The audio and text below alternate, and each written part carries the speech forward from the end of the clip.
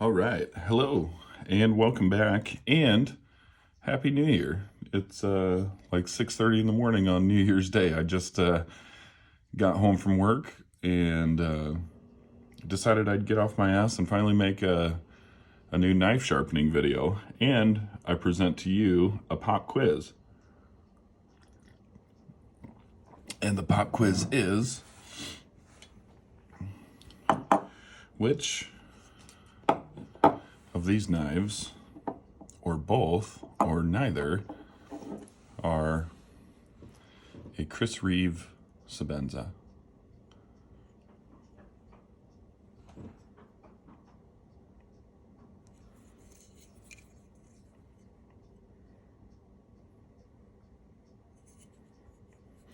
The answer is this is the real one. This one is the one in question. And this was given to me from a guy that I work with. And long story short, he claims that a cousin or a friend of his does some sort of milling work or has done some in the past, and at some point in time collaborated with Chris himself. And in return, Chris gave him a couple of knives, Sebenzas, and one of those made it over to my buddy's hands. But he sent me this, or brought it into work and gave it to me, and wanted me to clean it up and sharpen it. He's used it as a deer cleaning knife. It's pretty filthy. It was on the inside. Actually, it was pretty fucking gross on the inside. By the way, if you are a hunter, don't use folding knives to clean your animals. Yeah, all kinds of blood and guts and hair and everything like that get up in there. But anyways, I started looking at this and I thought the finish was a little bit weird. It's got the logo, does not say Idaho made. The clips was close from what I recall. This is my Sebenza 31. I put a Lynch clip on here, so I can't quite remember exactly what the original clip looked like. It was something similar to this, but I make no claims to be a Sebenza expert. But once I got it home, I just kind of glanced at it at work, threw it in my lunch box and brought it home. But what immediately threw me off was these are Torx bits, and they're one-sided. These are free spinning. I was able to get the pivot out and able to take the blade out, which led me to my next surprise. There's Teflon washers in there. So Torx bits, Teflon washers, no Idaho made. The lockup on that, I mean, I suppose that could be just old age, I suppose. But to compare and contrast, you're looking at about, like, I give it 85% lockup over here to maybe 40% lockup here. You can see the differences in the milling. And again, this is the 31, and this I'm sure was modeled after the 21. So yeah, but everybody who knows that Chris Reeve uses Allen head keys. And obviously, like, look at the finish difference here. Look at the finish on the blade. The blade shape is pretty similar, but you notice that the plunge grind right here is much more abrupt and comes all the way out to here, as opposed to the plunge grind here going actually back beneath the handle scale. The thumb studs are different too.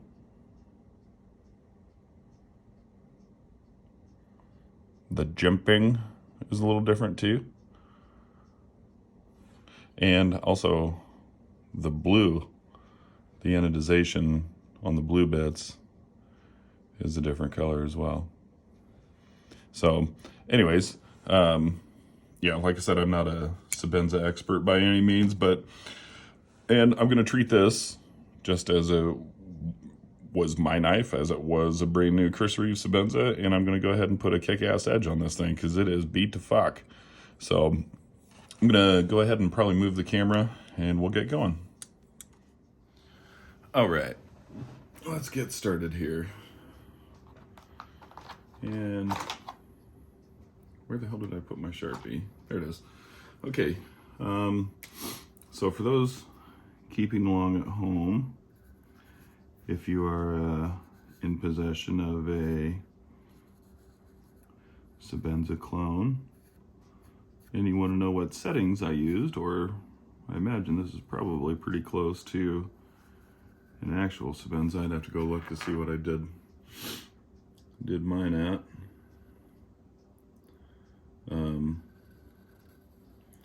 But I have it in the top holes. I have tape under there, and I just ripped off the excess tape, put it over the pivot here, which I already cleaned out, so I don't want it getting filled up with metal shavings. Get my angle cube here. Okay, got that zeroed, and I'm going to start. I'm gonna have to move this. Oh God, we still have Christmas decorations up, and I kind of can't wait to not see them until next year. But okay, top holes. I got tape in there. I've got it set on the handy dandy ruler that they sent out at B and 1/4. And we're gonna find out the angle right now. So I got my angle cube zeroed, but I'm going to hit each side with the stones just to see where it's hitting. And it's on both sides, it's hitting the shoulder side, so I'm going to open up. Well, let's see what angle that was at, just so I can tell. Okay, that's at 15.8. Let's go ahead and try, that's just where it was left over from my previous knife that I sharpened, which was my Spyderco Shaman. And for Christmas, my lovely mother and father-in-law got me new Flytanium micarta scales for it. So that turned out all right. Okay, but now we're gonna check and see on 18 degrees where that hits. That's a little further up, but still not there. So I'm thinking maybe 21 degrees might be a good place to hit next, try next. So let's go ahead and step this old girl on out. That's pretty close there. Okay. And we'll dial this thing in exactly at 21 degrees, which is there. 21.05. That'll be fine.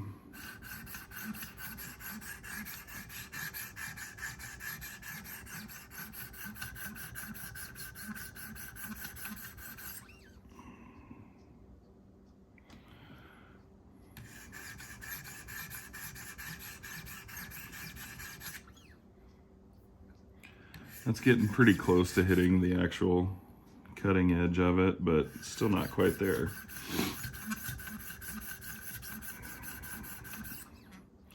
And by the way, I always tend to use a finer grit stone while I'm hunting for my angle, just because sometimes it takes a little bit longer if you don't already have notes on it to find what you want. I don't want to be hogging off metal unnecessarily on a coarse stone. Like if I was using my 100, it might take off more metal than what I wanted it to in places that I don't necessarily want it to be taken off of yet anyways. Okay, we're gonna try 23 degrees.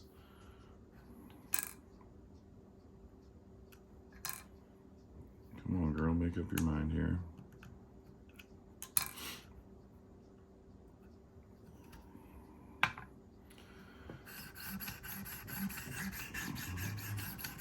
Per usual, I do try to stick as close to the factory grind as possible for the vast majority of the knives that I do. That's actually pretty darn close. So we'll leave that there. We'll come over here. And we gotta go way out over here. But yeah, there was a period of time in my life where, you know, it was basically right after I got my Wicked Edge. I'm like, yeah, I'm gonna put huge, awesome, shiny bevels on everything that I own. Well, I've got a few knives that I wish had slimmer bevels at this point. Because once you take it off, you can't put it back. Okay, this thing. Hopefully it's good on one side to the other. And there's 23 dead nuts. This knife, although it is what I suspect a clone, I will say it does have a pretty consistent grind from front to back and left to right, at least at a glance, but we'll find out for sure here. How does that look?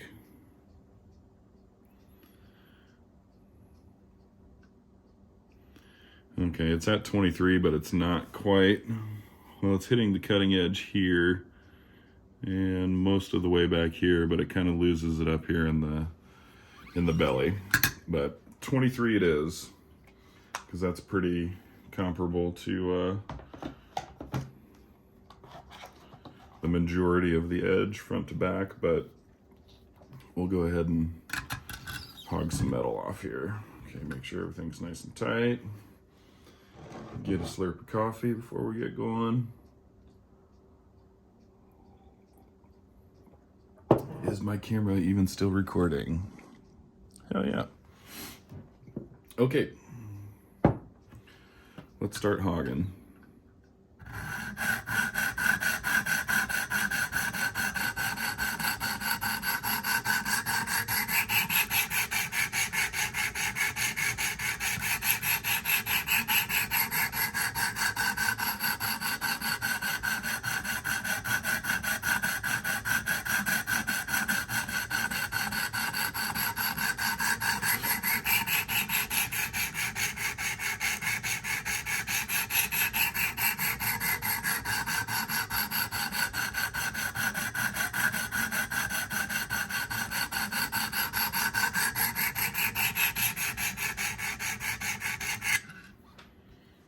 Okay.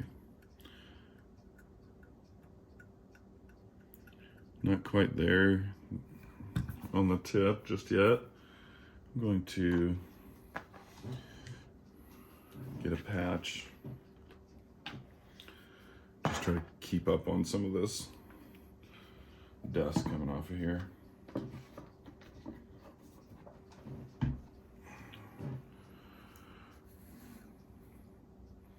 Quite a fair bit came off there. So that's another can be, not always necessarily, but it can be a sign of some pretty soft steel.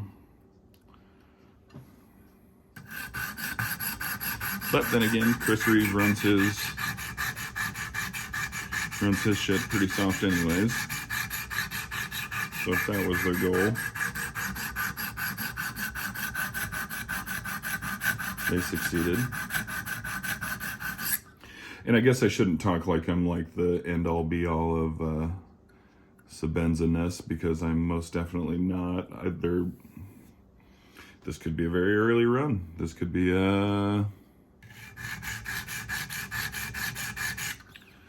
like a trial size. You know, I don't know, maybe Chris Reeve did use Torx.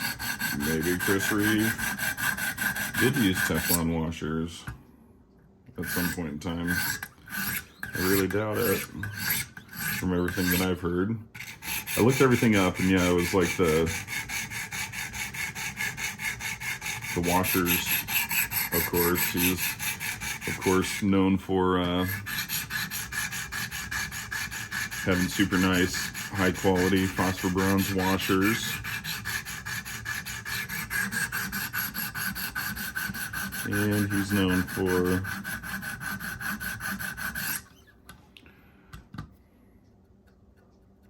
no tip yet. Burrs all the way around. Yeah, but he's known for using Allen keys, Allen head screws.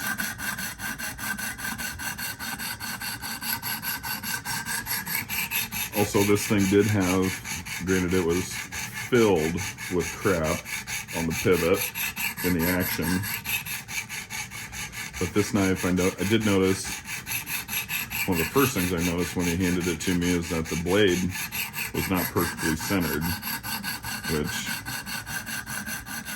I haven't seen 10,000 Sebenzas, but blade centering is kind of at the top of their list of things that they expect to see. But it did clear up once I cleaned all the funk out of there.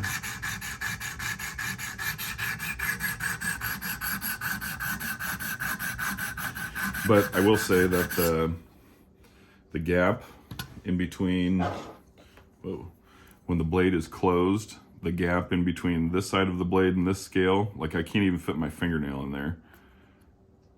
It's super tight on this one. This knife, it's opened up a little bit more. Okay, so I got a burr all the way on that side. Still no tip.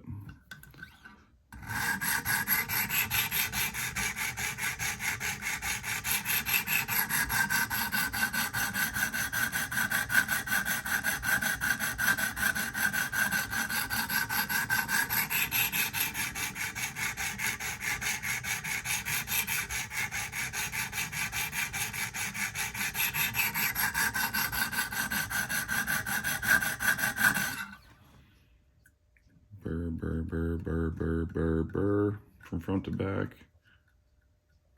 Starting to get a tip. Okay, we just gotta work the edge here, or work the tip.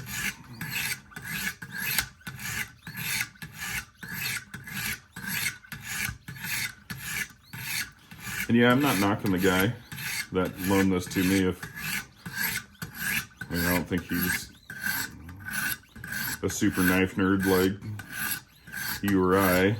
And if a buddy that you've known for a long time says that this is a fancy Chris Reeve knife and it's got the logo and looks the same, mostly the same and all that kind of stuff, and this has been a good knife for him. He's used it extensively and it's lasted.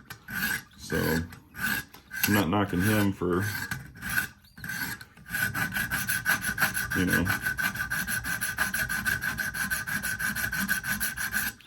not knowing that this is likely not a Sebenza. I think there's a tiny little bit right here at the heel that is way out of whack. Still got some green marker on it.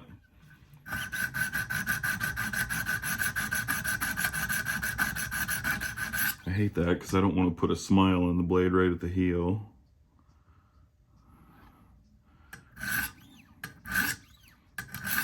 I might just pay a little bit of extra attention as we work our way up. But not go crazy there, because I don't want to put a smile on the blade.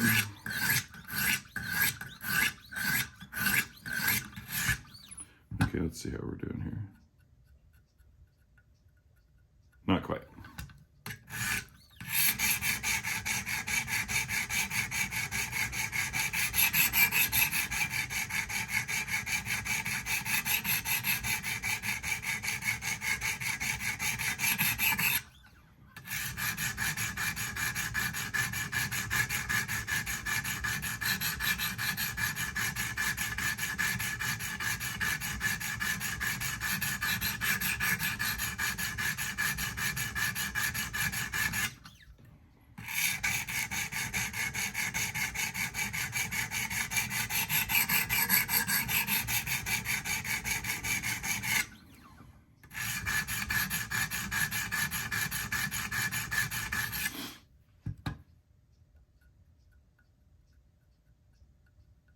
close.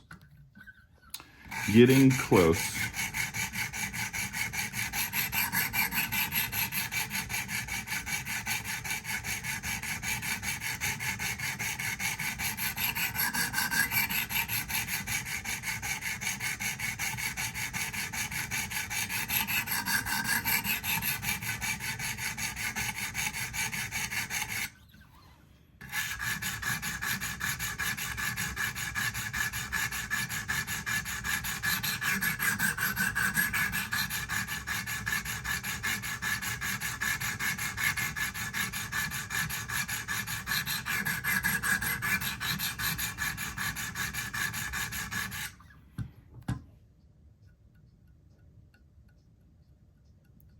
Real close now.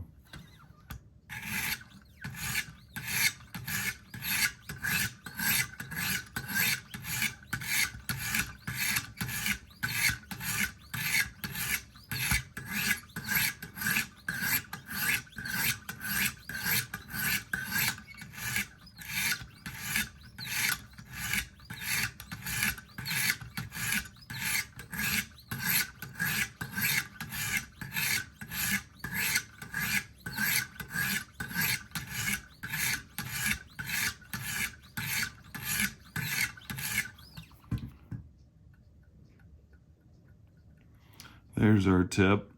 She's biting me now. Oh, well, hi, little. My dog just got up. And the wifey. Good morning, Mrs. Big Hands. Hey, Dee Dee. Okay. I think now that I do have a definite sharp tip, I don't need to spend the rest of my time on the super coarse stones. That will get refined and worked in a little bit more as we work our way up through the stones here. But that's all the hard part done. It usually goes pretty fast once you set your initial bevel.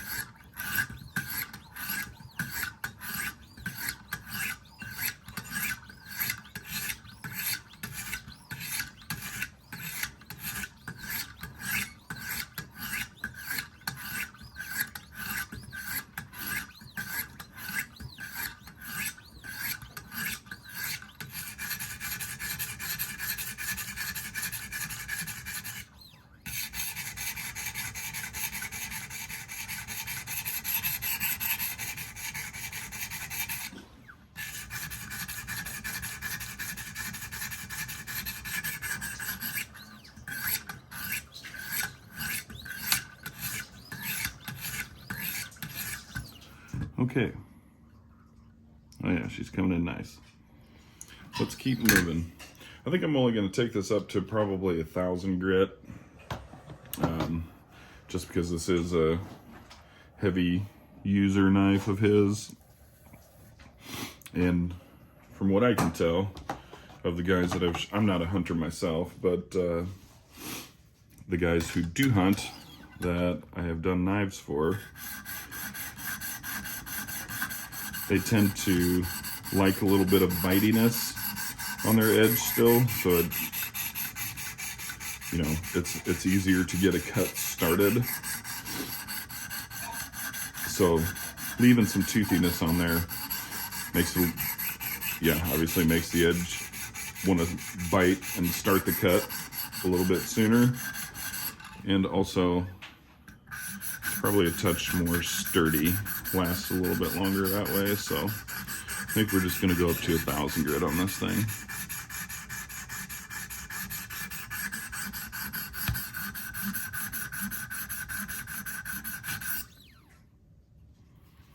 Okay. Looks like I really need to clean my stones. I'm dumping a lot of dust whenever I start a new grit.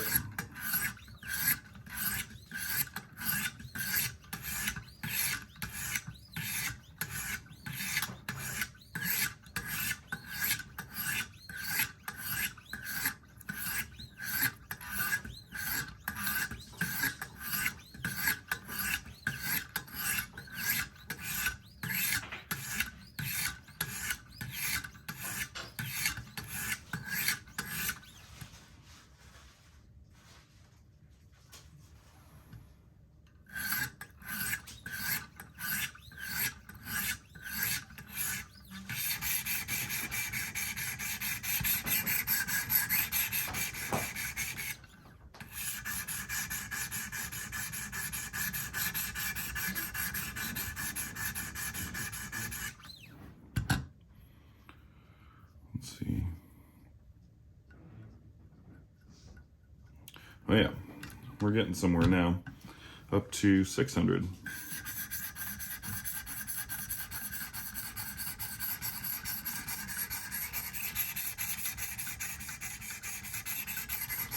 And I'm starting to realize I think I made a mistake by turning the fireplace on, and quickly got up to about 210 degrees in my house.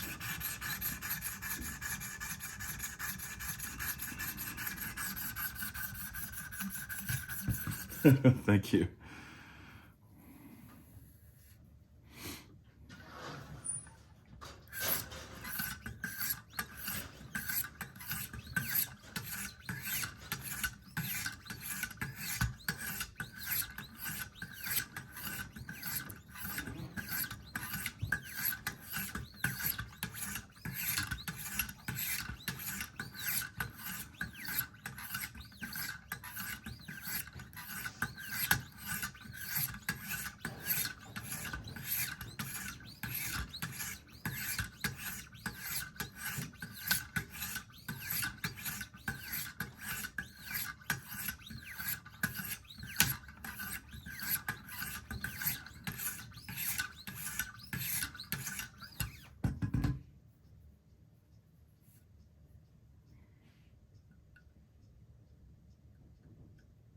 Oh yeah, we're doing real good now.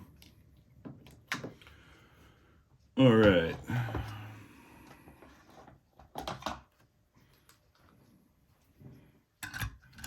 What is it? Roy G. Biv, Indigo, Violet. Okay, so blue.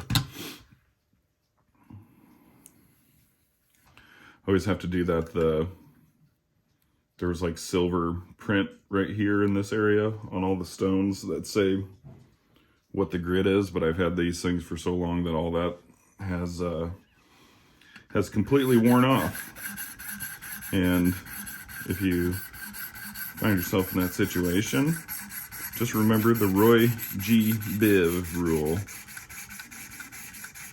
because that's how they coordinated their stones, so you can always remember.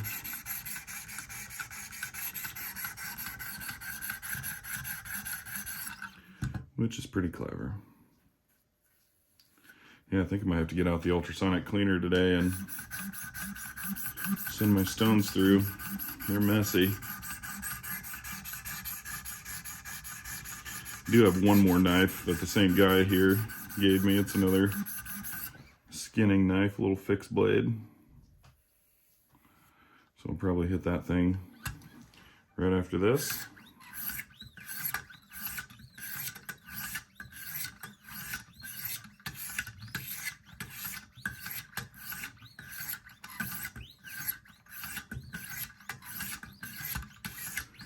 And then be done with it for the day and clean my stones and be ready to go for next time.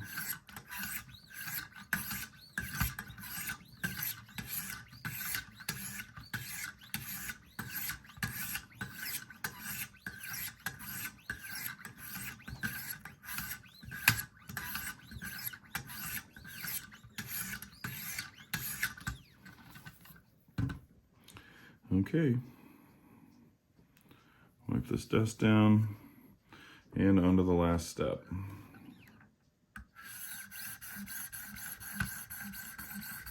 Yeah, look at all that shit that's coming out of my stones.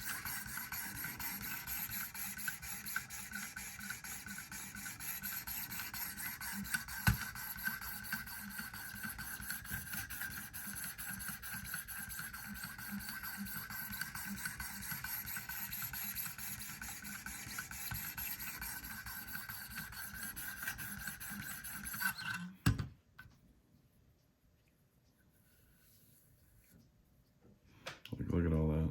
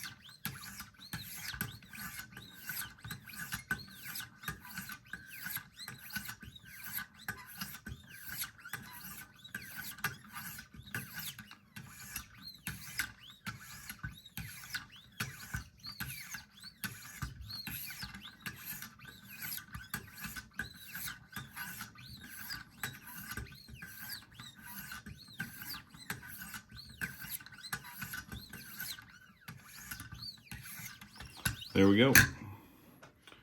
That is almost, well, that was the last sharpening that I'm going to do. I'm going to take my lowest grade strops that I have, which I've kind of converted into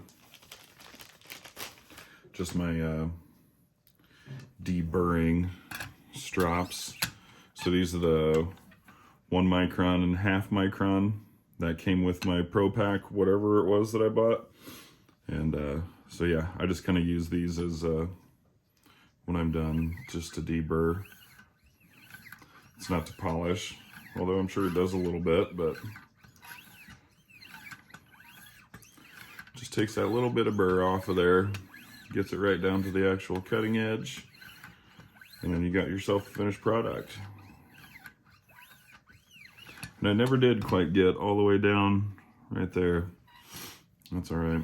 I'd rather have that little bit not look the same as the rest of the edge, and instead of putting a big old smile and taking up 20 minutes of my time.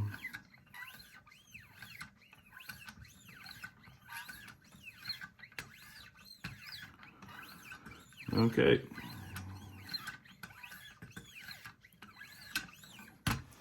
Let's see how this old girl cuts. I think I have my magazine around here somewhere. Thought I did.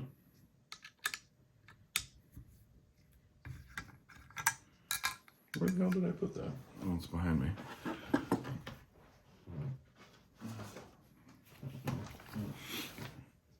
Okay. Move that old girl out of the way.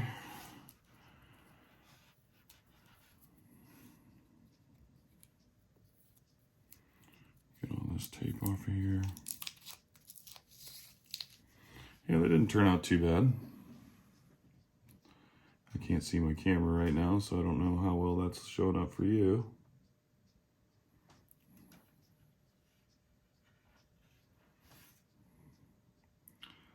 Looks nice and even and smooth and most importantly sharp. Get off of me. There we go. Okay, what do we have in here? Dude, I almost bought one of these guns about a month ago. They had it at the gun store I just randomly popped in there. I almost bought one. That was the first one I've seen in person, but I was out Christmas shopping, so I showed restraint. All right, let's see how we did. Well, that's all right.